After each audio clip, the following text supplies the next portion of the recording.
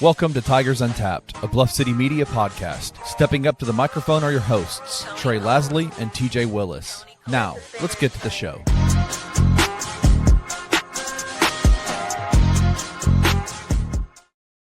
The biggest, the largest. How do you do the dance? Have you seen the dance yet? I have no clue. No, not at all. It's funny because like when skinny dudes do the dance, it looks good. When big dudes do the dance, it just kind of has this like little.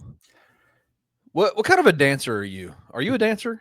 And I'm not a dancer. No, it just doesn't work for me. A little two-step. I could probably do a two-step and that's about it. Have you ever seen the movie Hitch?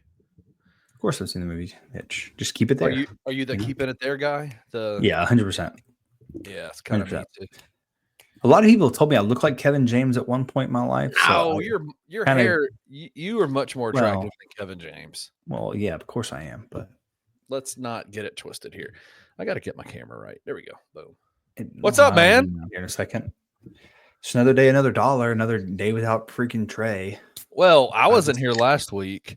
I was sick as a dog, man, and I had to film on the bluff right before, and I was struggling. It's crazy. I was telling Christian this earlier. I know there's one way that I know that I'm getting really old, and that's that my allergies and my sinuses and hay fever get me more than ever before in my life. Like, really, I spent a lot of the weekend in the garage, mowing the yard, cleaning the garage out, and my sinuses have just been going crazy. And so I've never struggled with hay fever until this year. Really? Yeah. You take any antihistamines for that? Antihistamines? I have not. I'm not a medicine. I don't take a lot of medicine. I probably should. But well, you're sitting there telling me about how you're struggle busing. I would probably consider it just a little bit. You're like, hey, shut up, stop complaining. There's medicine for that. I just, you're like that guy who's on fire and you're like, shit, I'm on fire. This sucks. So what should I do? And we're like, well, you should stop, drop, and roll. And you're like, yeah, but I don't want to do that right now and get dirty. Yeah, but the ground is dirty. It's a terrible analogy, but that was a pretty bad analogy. No, I get it though. Dude, it's good to see you, man. I'm sorry I missed last week. This week we got Trey out. Trey is on the beach right now with the family. He is doing his thing. What you think he's is he a tanner? Is he going to come back looking dark skinned? Yeah. He spends a lot of time at the lake and stuff like that, so he's always getting pretty bronze. So nothing. He's he'll get tan. How do you do with sun? Are you a burn guy? You get burned or do you get tan? No, I get tan. I get red. I get red first and then get bronze, if you will. I get red and then I get more freckles. Spilled that. That's how it works. Hey, I'm gonna be honest with you guys. I'm cheating tonight. Uh-oh. Only slightly. Kenny tried to be the good soldier and get one of the beers that I had. He couldn't find it. So I was like, you know what? We already struggled to not find enough solo dolo beers for us to try. And I didn't want to burn one.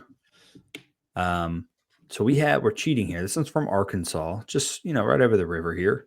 It's close enough. Piney River Brewing Co. And this is called Black Walnut is the beer. It is I don't know what kind of beer this is, honestly. I thought it would say, but it in fact does not. It's actually not from Arkansas. Disregard that. It's actually from Missouri. I thought it was Arkansas. So now I feel like I'm just cheating and wasting the episode. But we're already here. It's an American style dark wheat ale, I think is what I just read. So that's my bad, guys.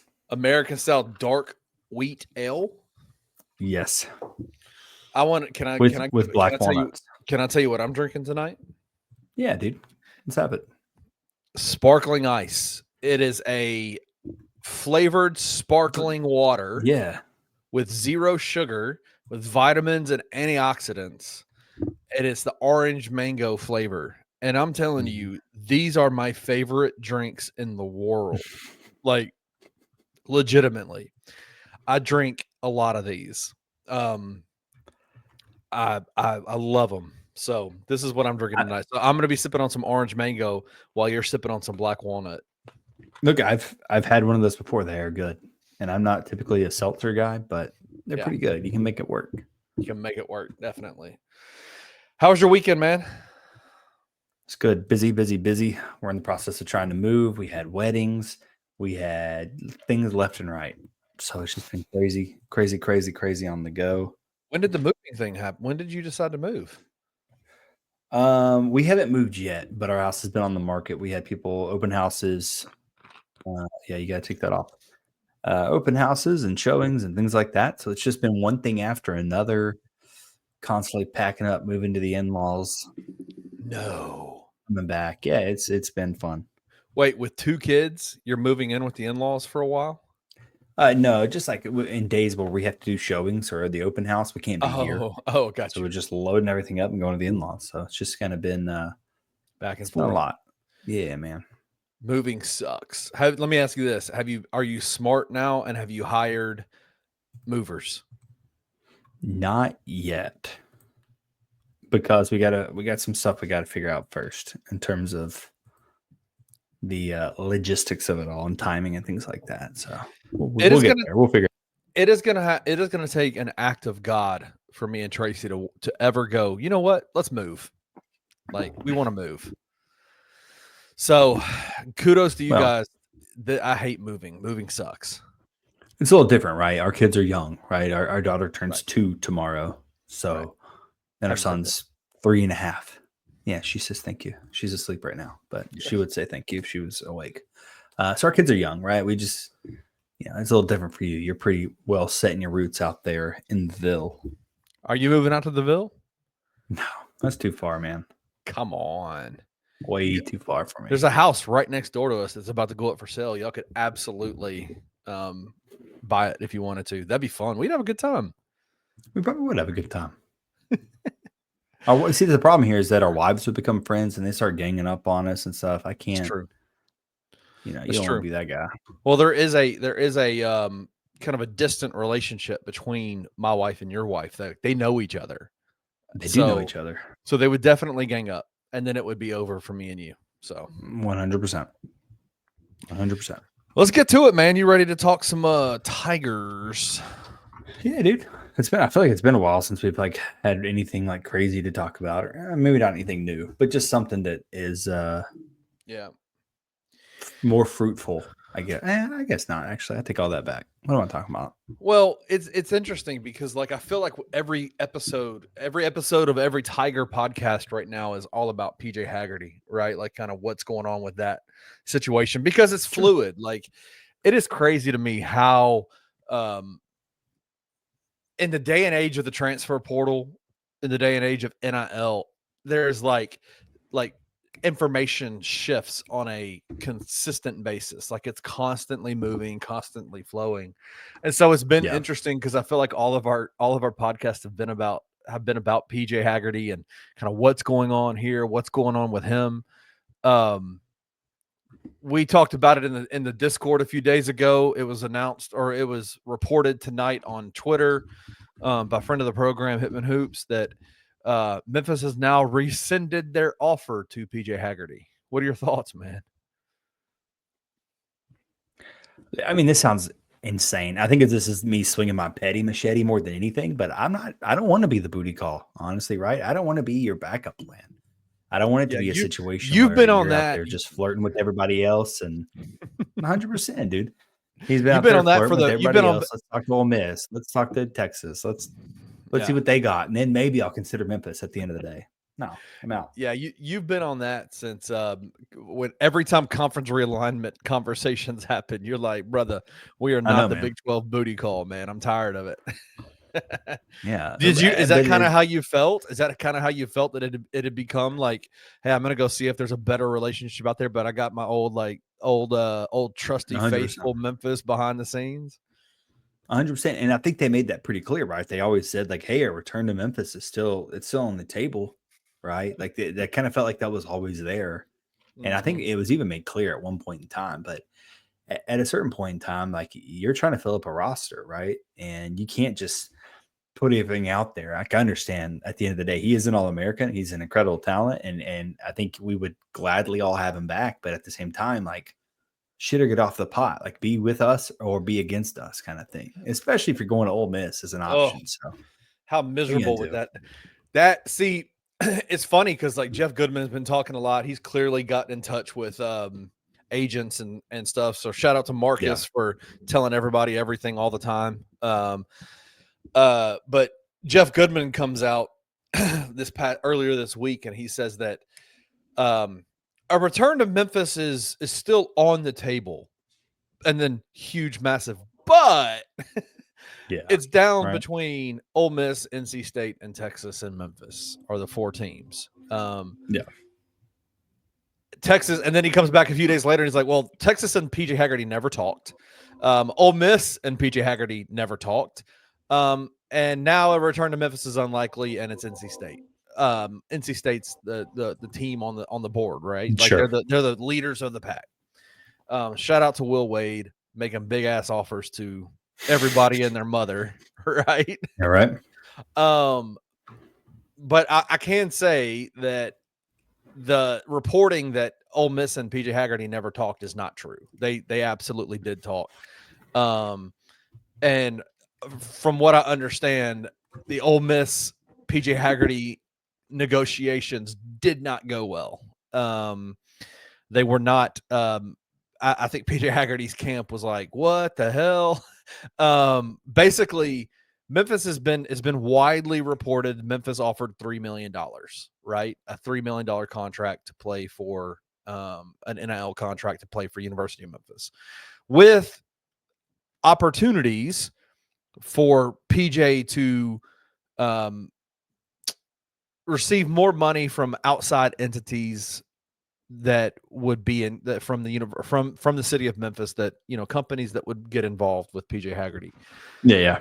From what I've understood and what the reporting is about Ole Miss, the reason why the negotiations broke down so quickly, TJ, is that they were offering 3.5, but it was an absolute incentive-laden contract to play for Ole Miss. There were certain statistics that Ole Miss was basically saying, for you to get the $3.5 million, you're going to have to hit certain markers, right? Those markers would be like games played, minutes played, points averaged, you know, things like that. Why do you think the negotiations broke down? Like, how would you respond if you're PJ Haggerty's camp and they said, "Hey, we want to offer you 3.5, but there's incentives late. It's an incentive laden contract." What would you say to them? Yeah, that's gonna be a hard pass for me, dog. Just gonna be real honest. Why? So, why do you think? Well, I mean, most of these dudes are just trying to collect this check, right? They're not out there trying to put their not trying to play defense most of the time. So it's just out there trying to score points for the most part. But I don't know. For me, it's a big no. But I'm sure you're looking for something different there. Well, no, I mean, I think I agree with you. What's funny is, and you're more locked in on the football side of things. I think, like, you understand the football side of things way better than I do. But I think it's fair to say that Ole Miss is kind of garnering a reputation in collegiate athletics, especially in the NIL world, where they just don't pay their players what they say they're going to pay their players. There's a guy who played for Memphis 2020, 21, who left, went to a school in Oklahoma, and then he left there and went to play at Ole Miss, and then ended his years in college basketball at Memphis. I don't want to put his name out there, but I have no clue who you're talking about at all. Exactly. So. This guy signed or agreed to an NIL deal with Ole Miss, and didn't get paid anything because he got injured, which is exactly against the way NIL is supposed to work, right? And I'll say this, I know he had conversations with PJ. Like, hey, man, this is what's going to happen, right? Here are my transactions for these several months. Yeah.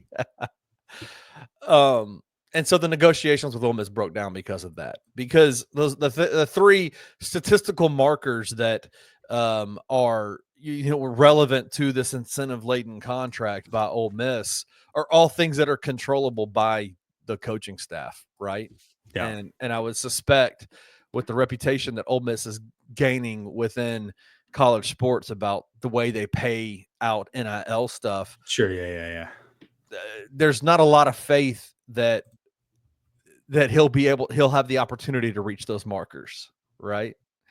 And then you turn around and you look at the NC State situation and you say, it's what's even. I mean, I think Hitman reported it tonight that the guaranteed money that they're talking about is less than what Memphis can offer right now.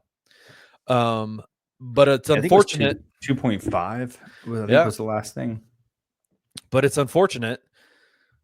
PJ has no choice. And I mean, like, unless he comes hat in hand to Memphis and Penny Hardaway says, let's reconsider, let's talk through this, that offer's off the table at this point. Yeah.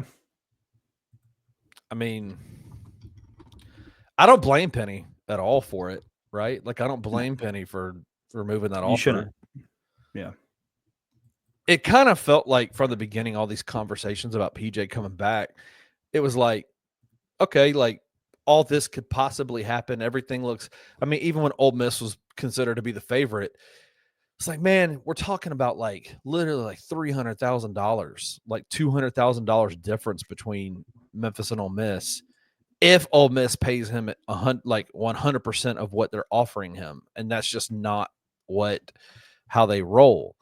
And so it was like, man, it just financially makes sense. It logistically makes sense. Continuity wise makes sense for PJ to come back to Memphis. But it seemed clear Penny had moved on. Don't you think? I mean, at this point, like it feels like Penny's moved on. Yeah. I mean, as he should have. Look at the roster and the way it's set up now. You don't have, I'm not going to say you don't have space for PJ Haggerty. I think if he comes back and you guys can come to terms, you make room for PJ Haggerty. But if you look at the way the roster's been set up and the positions that they've grabbed, it just doesn't. It seems like they have prepared for, however you would word, year one after PJ kind of thing, right? Well, the rumor was like all this stuff with PJ was coming out, and the only player that had transferred to Memphis in this year's NIL cycle, the only guy who had not like sent in his national letter of intent and enrolled at the University of Memphis was Sincere Parker, who everybody looks at as, well, that's the replacement for PJ Haggerty, right? Like that's him. Yeah. So it's like, wait a second, like Sincere not coming anymore? Like, is it he's not coming because conspiracy theory PJ Haggerty is coming back? And then the next day, Sincere Parker's announced he's coming, and he'll be the first one on campus. I think he's here like May 8th. I think is the day he gets here. So, or May 12th.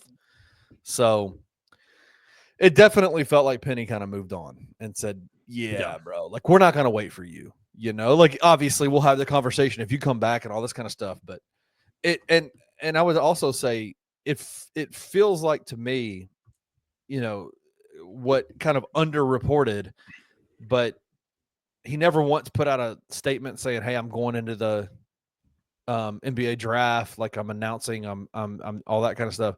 He did say, I think there was some reporting that he was going to get into the NBA draft. He didn't put out a graphic or an edit. So shout out to him because everybody puts out an edit for everything at this point. I'm coming back. I'm coming back, or I'm eating lunch at Firehouse. Rick Stansberry, I'm coming back. It's like, yeah, because you have a contract, bro. Like, yeah, man, that's how these things legally work. But then it was announced, like I think at the end of last week, that he was invited to the combine, which is a pretty cool opportunity for him, right? So he's in the draft, he's there, he's going to go through the whole process. From what I've heard from the people that I've talked to, it seems like to me PJ is 1,000% focused on NBA draft right now, trying to get into the NBA this year. So like obviously the college basketball, the NIL stuff, even all these conversations, like that's on the back burner for him. Like he's working out for all these teams, and he's going to try to get a guaranteed contract from the NBA. What are your thoughts? You think he's a guy that could get in this year? We have seen players worse than him get contracts. So, like, yes, I mean, I think it is what it is, right? If you can score, you can definitely get a contract. Do I think he'll get drafted? I mean, I guess, is that the question at the end of the day? Do I think he'll get drafted? Well, I mean, I think that's what he's asking for. Like, well, and I think, yeah. Am I wrong on this? I think NBA contracts, first round contracts, are the only ones that are guaranteed. That's correct.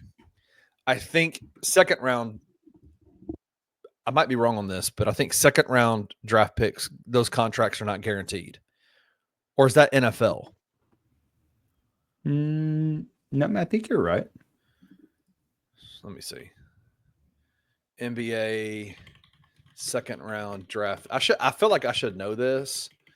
Guaranteed. Let me see. Oh yeah. No, second round NBA draft picks do not automatically receive guaranteed contracts. So from everything that I've been hearing, he's looking for a guaranteed contract, a promise to be picked in the NBA draft in the first round. And I guess my concern about that is like that story has been told numerous times over the years. Guys being, guys who are on the fringe. Because I would consider, as talented as PJ Haggerty is, I would still consider him a fringe guy. Like he's not on the top of the list in terms of like prospects, draft prospects. Sure. You don't hear his name.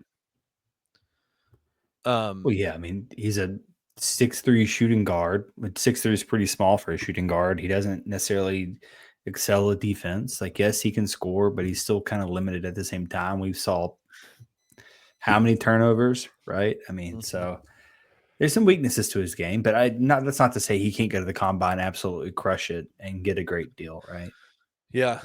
I guess my concern is, I remember with Lester Quinones a few years ago, he went into the draft to test out the product. He had one more year of eligibility at Memphis, went into the draft, and his agent told him that the Golden State Warriors had promised that he would be picked in the first round. I think they had the 17th pick that year, and they said, if you're there, we'll pick you. And so he stayed in the draft and ultimately didn't get picked. And now he's been in the G League, getting better, obviously becoming a fantastic basketball player. You saw him with you saw him. I mean, I think he was like his first year in the G League or second year in the G League was one of the top players in the entirety of the G League. And so he's getting better. But in terms of the financial implications of it, like this kid's making like $250,000 a year to play ball when he was directly there for the NIL era and could have probably received a lot more if he had stayed in school. And I'm concerned that there's that likelihood for PJ Haggerty. That could he be promised, or could he, like, would an agent who stands to make 3, 4, 5% of whatever contract he gets if he's in the NBA, would there be some motivation to like tell him, yeah, man, like, hey, they're gonna pick you, and then they ultimately don't? Like, that's a fear of mine for him. No, you're spot on. A lot of this comes down to, at the end of the day, like, your ultimate goal as a basketball player is probably to make it to the NBA, be a professional 100%. basketball player, right? So let's try to hit the top tier. If you can get it, that's awesome. That's great. You've achieved your goal. If not, you'll figure something out, kind of thing. There are other countries that, will pay you to play basketball type of scenario. But I don't know, man. There's a chance he can go to this combine. He can somehow learn how to play defense, not turn it over so much, and he can find his way on an NBA team. I think about. I'm trying to think of a good comp for him, like size wise. This is I talent-wise. I have a comp, but talent-wise, there's a massive difference between the two. If he could shoot the ball well, his body, his style, the way he plays reminds me a lot of Donovan Mitchell. A lot of Donovan Mitchell. I think that's fair. An ability to get to the basket, he's a 6'3", physical guard who, doesn't play the greatest of defense. But the problem is Donovan Mitchell can shoot the shit out the ball. Yeah, a little different. The one that I came back with was Scottie Pippen Jr., and maybe that's just because it's a Grizz related situation. I mean, a great scorer at Vandy. Similar size. Scottie's obviously a much better point guard, if you will. He's a much better guard with the ball, right? Yeah, he is a much better passer. But both heavily relied on getting to the stripe, being able to shoot the ball. Yeah. Volume scorer. So I actually don't mind that comp. That's just an example of it, right? I don't remember if Scottie was drafted, I'll be honest with you. Part of me thinks he was, but I could be making that up. Let me see. Probably Google-ize that. Nothing better than live podcasting. He was not drafted. Googling stuff. He was not drafted. People are just staring at your face while you Google stuff. Yeah, he wasn't drafted. It does not appear that he was drafted. He signed a 2-way contract with the Lakers. Yeah, he went undrafted. I don't know. If you can get a 2-way contract, though, I think that's where it's at. I think it's a pretty good gig. I guess it just goes back to the conversation. People watching you. You're muted. No, I'm not. Can you hear me? Do you need a new cable, Kenny? No. Can you hear me? You guys can't hear Kenny at all, but he has this thing where every time someone's mic's messed up, he's like, "Did I send you that new cable?" And he sent us a new cable 5 years ago. But can you not hear? He's like, "I sent you that new cable, right?" We're like, "What the hell are you talking about, Kenny?" Can you not hear me for real? You're still muted. I can't. I got nothing.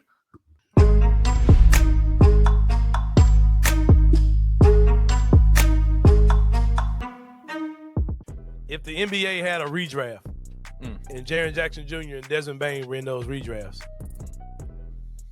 Jaren Jackson Jr. would get picked 29 teams out of 30.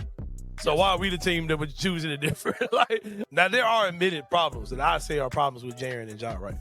I think Desmond Bane is a tremendous player. I think he's a really good player. When I look at Desmond Bane, right, I say, okay, what Desmond Bane is now at 25, 26, he's going to be that exact dude. That's who he is. That's all I'm not going to say all. That's what he's going to be. Do I think that Jaren is a dog, so to speak?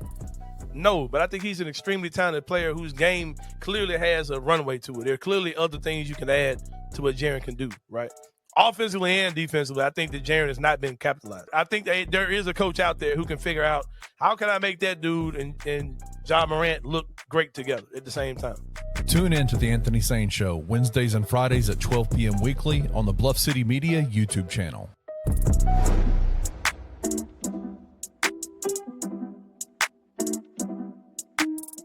And now the season comes to an end, and as I tell people every year, to me, personally, it's like being dumped by a girlfriend. Because for the last 6 months, man, I've been out on the road, traveling with my girlfriend. Can't even go out with my friends because I'm busy with my girlfriend. And then all of a sudden, she dumps me.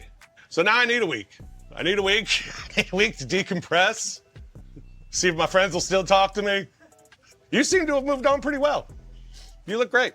The thing about me is I have something else that I truly love. I'll miss what that could have looked like, but the alternative for me is not a bad one. See, I can't just get out and start working in the yard. That's what I'm talking about. Give me a few days. I mean, I was just at the Waldorf Astoria 3 days ago. Give me a week. Tune in to the Night Court Podcast with your hosts, Rob Fisher and Brevin Knight, on the Bluff City Media YouTube channel.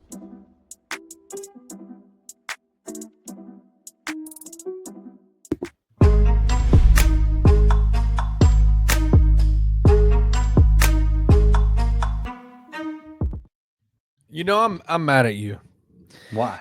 Because You and Trey have done 124 3 shows together. And you've never once had your headphones drop out in the middle of an episode until the one time that it's me and you, and it just F's up everything.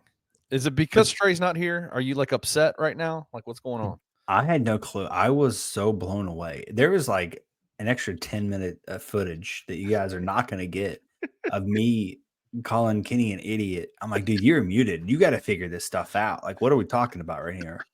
And he's like, check your headphones. I'm like, no, my headphones are fine, dude. You're muted. Figure it out. And I looked and my headphones had switched for some reason. I don't know why. They just turned off. They were on, but they were not connected.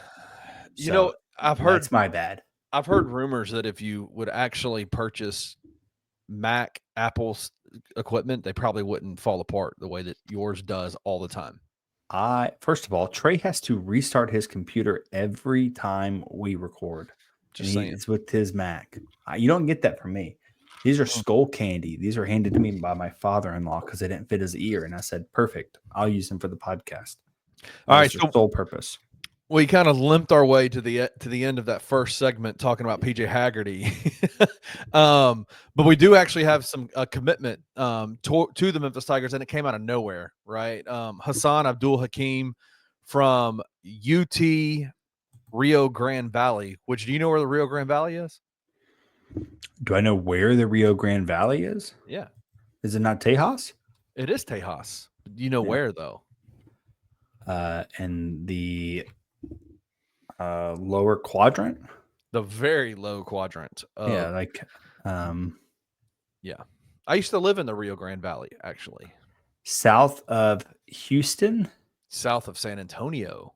Oh, okay. 4 hours south of San Antonio. Okay. It is way down there. Like south, further than Corpus Christi, on yonder. Yeah, like Brownsville, McAllen, those areas. I don't know it. Yeah. So I used to live in McAllen, Texas, which is like right on the border of Mexico and Texas. And so that's where UT RVA is. And that's where Hasan Abdul Hakim is from. And I'm telling you, man, like this kid is a nobody. Like it was a surprise. I think it was even announced that he never even visited the school, never even came to Memphis. Wait, what? Yeah, never even was on campus. But this is a guy that was targeted by Penny Hardaway. Penny Hardaway led his recruitment. 6'8", forward/guard, averaged 13.8 points per game, 6.9 rebounds per game, 1.9 assists per game. But if you've seen the footage, TJ, I think this guy's going to be a contributor this year. I'll have to trust you on it. I've been duped by this before. You know, I've been duped by these dudes who look awesome at quote unquote a lower level, and then they get here. Who specifically? You know who I'm talking about. You know who I'm talking about, and don't tell me he didn't play. Because even when he played, he wasn't great. Oh, he had a couple that shooting translated no matter what. Jonathan Pierre, when he got on the court, absolutely. There was a few games where his 3-point shooting absolutely kept the Tigers afloat in a game. So this guy is a guy. I think he is a 6'8" guy who can dribble the ball. He can handle the ball pretty well in the paint, and he's big, 6'8", like 220, 230, something like that. I mean, he's a big kid. I need to go look who they play. Are they in the WAC? Did we ever confirm? Are they in the WAC? Let me see. Let's do this awesome podcasting one more time. I know. I think they're in the WAC. And I don't know that anyone in the WAC is over 6'3". They're in the Southland Conference. Somehow you just downgraded. I was giving you too much credit. They were a member of the WAC, but they're now a member of the Southland Conference. So they just moved. Right. Okay. He had, let me see. Let me look at his stats are actually pretty good. They played Wisconsin and Creighton this year. and his 2 highest scoring outputs of the year were against Wisconsin and Creighton. He had 28 points, 13 rebounds, I think, against Creighton. What was the final score of that game? Who cares? No, I think that clearly, if it is a 60-point blowout and Wisconsin's got their walk-ons in, and this dude's just going ham on some walk-ons, I think that's relevant. But it's not relevant in any way. Get out of here, dude. Let me look. Let me see. Hear me out. He could be good. I have no clue. I hope he is good. I hope he's great at 6'8", the versatility of being a guard, being a forward. We have no bigs in the first place. So if he could be 6'8", then sign me the hell up. I think that's perfect. If he can dribble, if he can shoot, fantastic. I'm going to temper my expectations until I see this dude play somebody other than the equivalent of CBU. He had... What'd they do against McNeese? You got that? They did not play McNeese. They played Nebraska and Creighton. First 2 games of the year. He had 26 points against Creighton. And then against Wisconsin on November 18th, he had 19 points, total rebounds, 8 rebounds, 1 assist. Okay. Well, look, I hope he's incredible. I hope Zach Edey sent Piney a text about this dude and was like, hey, look, this guy's Canadian as hell. Go get him. He's good. Yeah. He can play basketball. I hope that's how that happened. I don't think it is. Well, he only played 12 games last year. What's up with that? I don't know. I don't know the answer to that question. They played Lemoyne? Oh, that's not us. That's not the Memphis Lemoyne. But yeah, no, I think there's an absolute expectation that he's going to be a contributor. From what Roman Cleary, beat writer for Bluff City Media for the Memphis Tigers, reported in his thing that he thinks that Penny is targeted him to be the Nick Jourdain replacement. But again, I'm all for it. I want him to be great. Yeah. I'm just going to come in with a little bit of tempered expectations. Of course. And I think that's okay. I think that's okay. So because not only did my dude only put up 2 points against Dallas Christian, which they Dallas Christian's awesome. I played against. I would say, did you play Dallas Christian? I did. They're Champion Christian. What the hell is that? I've never heard of these. It's a YMCA team. Never mind. How is that on this roster, on the schedule? Let's get to some football, man. Memphis football time. Yeah. There's also some Memphis football commits. Why don't you walk through who some of those guys are? Yeah, there are actually a couple. I think some of them have kind of been covered and talked about. Let me pull up my list here because I don't remember what all we have talked about, what we haven't talked about. Made me look a little crazy. All right. So the biggest one, well, I guess it's debatable, right? The biggest one is the defensive end, D-tackle, defensive end, whatever you want to call him. His name is skipping me. Burris. What is his name? Marcus Burris. He is from Indiana, former 4-star. I think they listed him as an edge. He's 6'5", 280. He is going to be a D-tackle or a defensive end in a 3-4 front. He can play either weak side, strong side, just because of how big and how quick he is still at that size.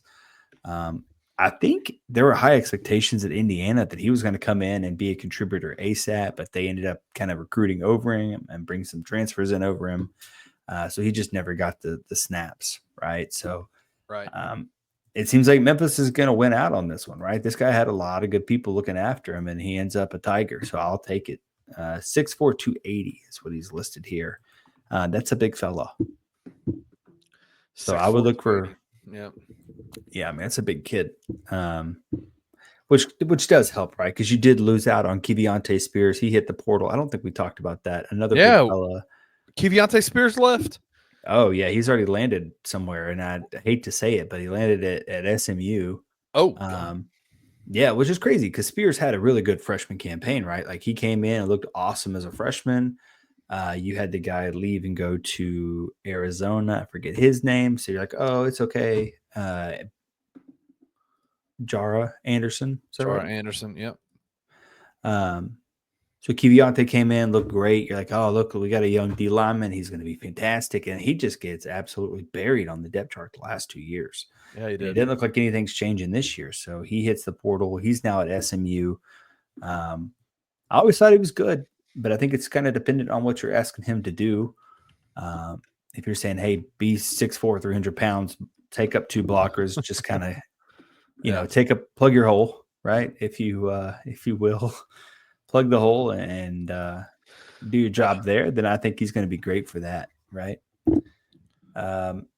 This one is interesting. There's actually been a couple of offensive linemen that have joined the Tigers, and now I've lost my post on where I'm at. The first one is Sean Duggery. Yeah. Mainly an interior offensive lineman, and I think this is kind of where I was going with it is – at one point, we had a offensive lineman, Austin Gentle. He was a Harvard guy. I think they were expecting him to come in and play center. He has a ton of snaps under his belt. That was the future center for them. A ton of experience snaps, and he just doesn't seem like he's actually going to come, right? You talked about him last week. What happened with him? Yeah, I don't know. Anyone I've asked has no clue what happened with him. It's just he is not here. It doesn't seem like he's coming, and I hope everybody's wrong. Yeah. But the Duggery, I wonder if there's a pronunciation on this. I don't think there is. Yeah, there is no pronunciation available here. He's at Albany. He's got some snaps under his belt playing center.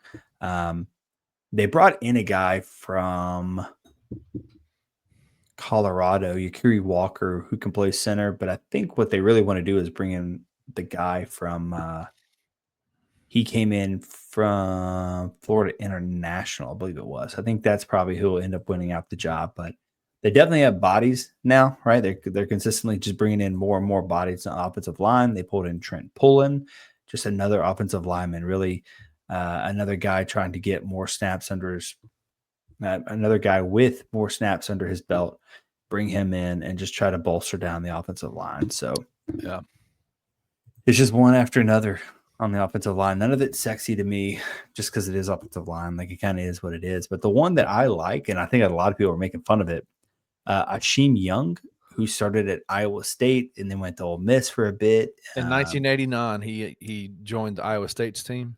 Yes, he has been around. He was there with Tyler Harris. I'm pretty sure of it. Let's see, Iowa State, he was 2020 through 21. He played in 24 games at Iowa State. I think he ended up getting like co-freshman of the year or something like that on defense. 106 tackles, 3 interceptions as a freshman. Sign me up. That's great. Vamps out, leaves, goes to Ole Miss, appears in 20 games, making 9 starts.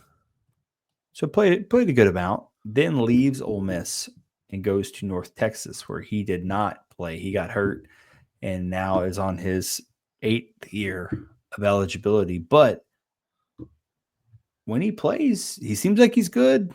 Yeah. Right. I mean, he's not getting a ton of snaps, but secondary is definitely something that Memphis needs a lot of help with. Right. You're not returning much on defense. And we'll kind of talk about that a little later. I presume we're going to talk about that a little bit later. You really only have one safety with some snaps under their belt, and he didn't even truly start. So it'll be interesting. I think it'll be really interesting on what we end up doing there. What are the biggest questions you have? Like, I know we've talked about this a little bit, but like spring football's done now. That part of the season is over. Heading into summer workouts, things like that. Like, what are some of the big question marks you have? Is it just the total overhaul of the roster, basically? Yeah, where to start, right? I mean, the entire offensive line, right? Malachi Breland is the only offensive lineman that we know. Well, I'll take that. Chris Adams is still there. I keep getting that one backwards. So you return Chris Adams at left tackle. Malachi Breland, we've seen him play on and off the last couple of years, 3 years now. The staff has loved 2 him years since he got there. there. Yeah. They've loved him. He was a guy when he came in, he was gigantic. He was like 340, 350 kind of thing, just baby fat. And then they ran him and he dropped a lot of weight quickly, and his body matured pretty quickly. So I think now it's just trying to figure out who's going to be left guard, who's going to be center, who's going to be your right guard. Is it? I assume it's going to be Breland. Who's going to be right tackle? Is it going to be one of these transfers they brought in? Does Austin Gentle actually end up coming after all? Right. I think you know who your tight end's going to be. We did see Jerry Cross kind of get banged up in the spring game, but I think for all intents and purposes, he's going to be your starter. Brandon Lewis is going to be your starter at quarterback. DeVosier going to be your starting running back until Sutton is proven that he is good to go. Receivers, complete toss-up, right? I mean, we saw CJ Smith look awesome in the spring game. Brady Cluse is a big-bodied kid that we've seen him look really good. Who's going to be that other receiver? You brought in a handful of transfers. And then on defense, it's a complete toss-up to me. I got nothing outside of Whitlow. He's coming back. Cortland Marsh played a little bit, and then he got hurt, but I presume they are going to start. Those are the only two starters that I would feel comfortable writing in right now. I could probably make some educated guesses, but those are the two guys that I'm like, yeah, for sure they're starting. Outside of that, it is a damn toss-up. I'm talking about the two deep.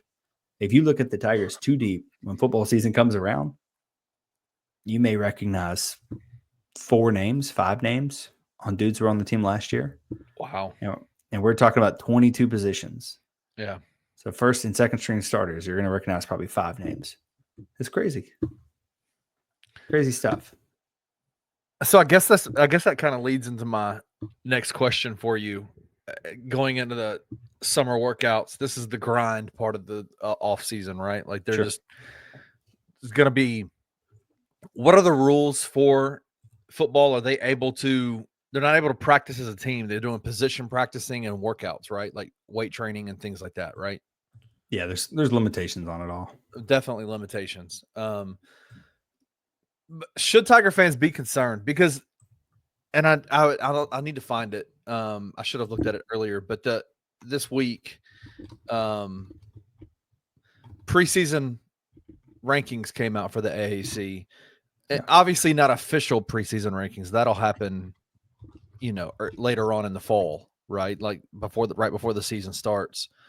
And it had the preseason rankings had Memphis picked to finish 4th this year in the AAC. Mm-hmm. And I guess my question to you is I think the conversations are pretty clear about the disparity of the difference between Memphis and everybody else in terms of the NIL opportunities at Memphis. There's just a lot more money at Memphis than there is in other schools in the AAC. And yet it hasn't translated yet to success on the field, right? Like in terms of conference championships, in terms of a lot of conference wins, but not conference championships. And now this year in a league that looks to be even more down this year in terms of the others, they're picked to finish 4th behind Navy and Army and Tulane, 2 of which of those schools don't have an NIL opportunity at their school. Should that be concerning? Or how are you feeling about all that? Look, I think this comes down to, at the end of the day, I honestly think it comes down to who's returning what, right? I think that's something we should always pay attention to. So with Army, yes, they lost Bryson Daly, the quarterback, but even he went down with trench foot, I think Trey was calling it, with that foot injury. So the guy that played for them, he's coming back. Boom, you got that. So there's some consistency there with that offense. They returned their offensive line.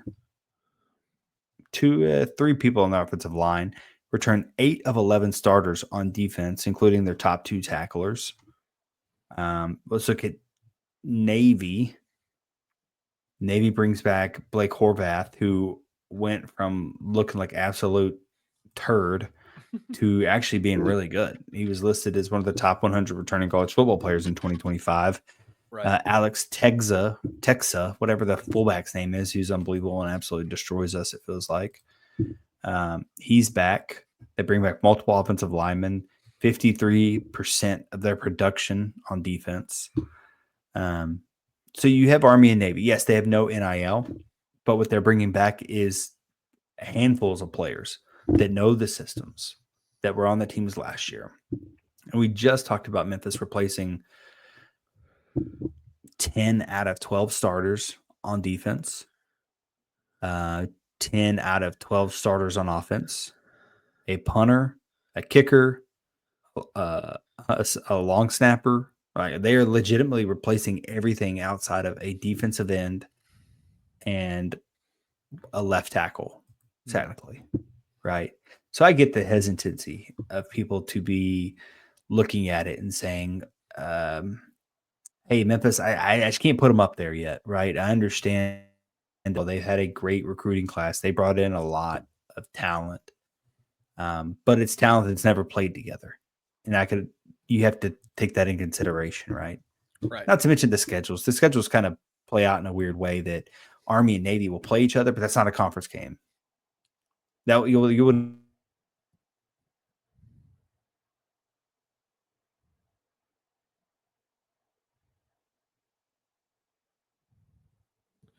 Did we lose TJ? Guess who's back again? It turns out the way the internet works, this is a mouse, by the way, and if you just click it in a certain place on the web page, like the one that looks like an X, it's going to close out everything. You're out of there, and that's I'm beginning to take this whole thing personally. Like I really am. I am. You should. I don't know what's going on. I was telling Kenny. I came back. He's like, "What the hell happened?" I'm like, "Dude, I almost did it again. I'm just clicking around on my mouse, just fidgeting." Because that's how I am. I know it. Straight up close the browser on you. I know what it is. I know what it is. It's you're concerned that the Tigers have 3x the NIL that everybody else in this conference does, and they're still picked to finish fourth, and you're getting nervous about this conversation. That's what it is. No.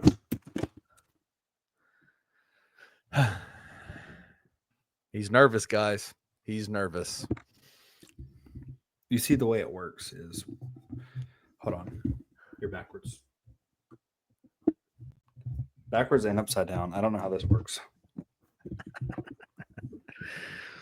He's nervous. I normally have my mic mounted onto my desk. My wife is like, "Hey, when we have an open house, you got to get that out of there. It's tacky." And I was like, "Hey, I need my mic mounted." And then she looked at me and I said, "Yes, ma'am. I will remove the mount." But here it is. It's just sitting right here in the middle of the way. This is not conducive. It's not conducive to anything. I'm going to knock it over. Look, I'm getting thrown off here. You're nervous. Yes, we have 3 times the NIL, whatever, dude. I don't care about that. It's all about the fact that you have 3 other teams that are pulling back a ton of experience. Right. On the same team playing together, whereas the Tigers do not. And I think that people are outright just ignoring that and saying, well, they have so much NIL that it shouldn't matter, right? They should be able to pull in this top talent. They should never have to be second to Navy or Army, or somehow Tulane gets pulled in there. Right. But it's not about NIL, right? If it were all about NIL and having a shit ton of money to spend on NIL means you are guaranteed success, then talk to me about Texas A&M. Why is Texas A&M always so bad? Don't they have like the highest NIL budget in college football? Well, I would say, fact check me on that. I would say Texas A&M would probably not be ranked 4th in the AAC if they were to play in the AAC. They have been a top 15, top 20 team in the country almost every single year. They just don't win it because that's what their NIL budget tells you they should be able to do, right? That the budgets, they're spending the most money. Aren't they supposed to win a lot more than they are? I mean, I understand what you're saying. I'm just saying, like, I say all that to say I'm not concerned. I have a lot of questions, but I think my questions are more so about the fact that we're literally just replacing an entire roster. Like you said, we're going to look in the 2 deep in the fall and go, man, I don't recognize anybody, right? Outside of 2 or 3 people, which is fine. It's the way of the NIL situation. It's the way of the transfer portal. It's the way it works nowadays. It just is at some point, the amount of attention that's being placed on Memphis football, the amount of resources that are available to Memphis football, at some point, it should absolutely translate to conference championships, and it hasn't sure. yet. And so, I'm not concerned. I don't think that, again, this is May 5th when we're recording this. These are super early AAC preseason rankings. This isn't even the official AAC preseason rankings. It really did genuinely stun me that Memphis was picked to finish fourth, behind two schools, especially that don't even have NIL, when that to me, and they're going to be good. Like Navy is going to be a good team. Tulane's probably going to be good. I don't think Army is going to be that good this year. I think that they had their shot. It's the cyclical nature of the military institution football. They'll have a couple of years where they have really good talent, and then I'll have multiple years where they're not very good because they got young guys and they're trying to bring them up. Yeah. Right. Last year was, I think, Army's year to be good. And I don't think they're going to be good this year. So do I think that the fourth in the conference will hold? No, I think they'll be higher than that. But it just is like, the resources that are available to Memphis at some point, I feel like it should absolutely translate to, high expectations and then fulfilling those expectations. And that just has not happened in a very bad league. So yeah, it's perfectly fair. Memphis definitely has enough talent on the roster and invests enough money into the program that they should win conference championship. And if not even win, compete, play in the game, right? I do think that in a sense they are kind of set up, and the system is kind of set up against them, and not just them, really the entire conference. You have Army and Navy in the conference, both good programs. It doesn't count as a conference game. You will never convince me that is not ridiculous, right? What if they are two undefeated teams? They're going to play in the conference championship and then play the next week, and then play again the next week. That's what happened. And that's what was lined up to happen last year. Yes. It's insane to me that they don't have to play each other. They are not in rotation at any point in time to play each other as a conference game. All the while, you could have a scenario where Tulane has to play at Memphis, at Navy, at Army, USF. Yeah, something like that, right? And obviously I could say the same thing. Memphis could play at UTSA, Navy, Army, and any whatever. You get what I'm saying. Everyone else is having to play these two teams, but you guys don't have to play each other. You will never have to play each other as a conference team. That's insane to me. Who made that deal? Was that Oresco? Yeah, well, it had to have been. Is it not the new guy? No, I think it was Oresco. Oresco's the one who got them in. It took Army 11 months. They received a contract, or they received an offer to come to the AAC 11 months before they took it. Okay. And so I think Tim Pernetti was hired during that interim, in that 11-month time period, when an offer was sent to Army with the details of the schedule, the details of the financial implications, things like that. And then Army made the decision to come in. Yeah. So I think that was an Oresco thing, because he wanted it to be, he wanted to bring as many of the Army or the military institution schools in, and made it their pathway super easy to get here. Right. So he made it almost a situation with Army where it was like they had to take the deal because they weren't going to get a better deal anywhere else. Right. Hey, you get to come in and you have your best team that you're going to have in years, and you're going to get paid a lot of money, and you don't have to play Tulane, Memphis, UTSA, and your game against Navy is not a conference game. Yeah. Of course they're going to do that. Well, I think another thing that plays into it, like I get why he did it. I know a lot of people were kind of like shitting on it, honestly, at first, but any of those programs, they have national brands, right? If you were in the Navy, let's say you live in Memphis, you're in the Navy, you know what you're going to do? You're going to watch the Navy game. And if you live in Nevada and you're in the Navy, guess what? You're going to watch the Navy games. As long as you can find them, as long as they're online and available for you, you're going to watch them. Yep. So the TV ratings are always good for them. They are going to be loyal brands for the most part. Like, it's not like they're going to vamp out and try to leave the American Athletic Conference at any point in time. So you're going to have, 3 brands. Did they end up getting the Air Force in? Or am I making that up? I don't think so. Okay. I know there was talk about it at one point. So you're going to have 2 brands that are locked in on you no matter what. And at a certain point in time, not every school in the American is going to have a place to go. Right. So there's some stability that comes along with bringing in the service academies and stuff like that. And you already kind of pointed out some other stuff that just, works directly in their hand for them to come in. And then they don't have to play each other for a conference game. It's still asinine, but I'm sure that was something they agreed upon, like, because they had that huge rivalry, right? I think that was like a non-discussion kind of thing for them to join. I talked to Mike Buddy from the Army Institute, from Army, who was the AD before he left. I think he went to TCU during the off season, and we asked him. We said, off record, like, who do you like? What's more important to Army?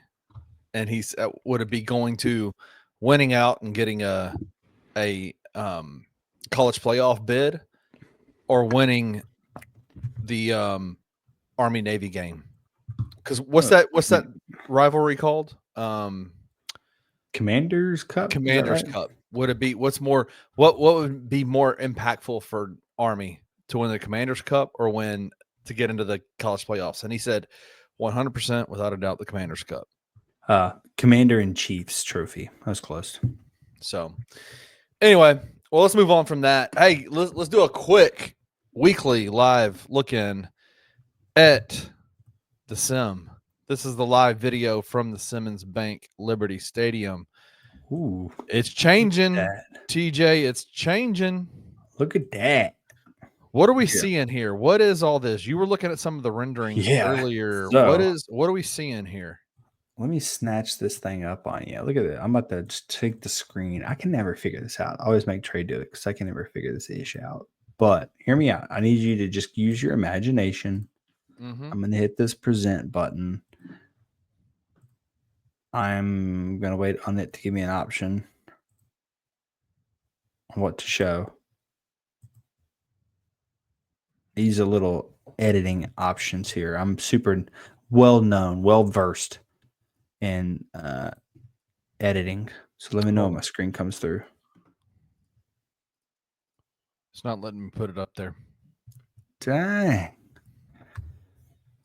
Oh, here it is. Boom. So I was lying. I use Microsoft Paint to do things, and it looks ridiculous.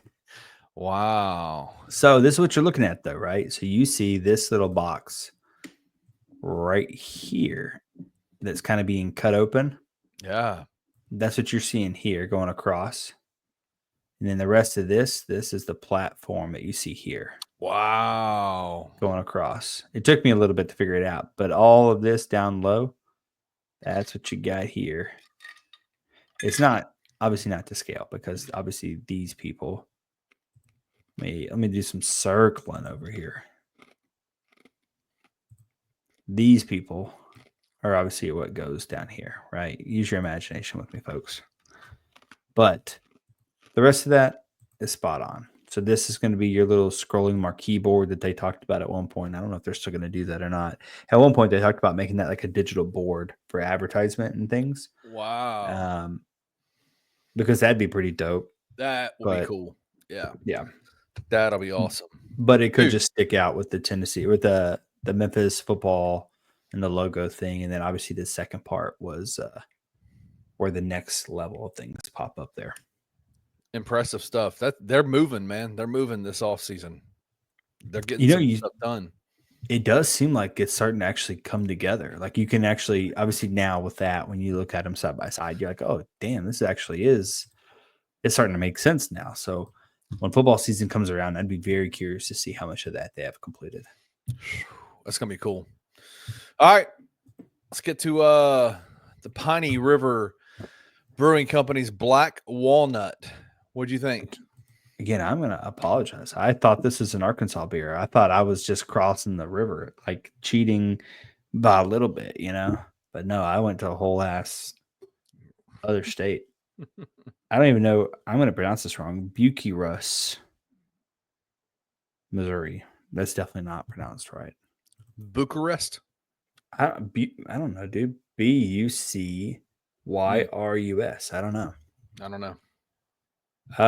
So pretty boring can, if we're being honest. I think Super you're better boring. off.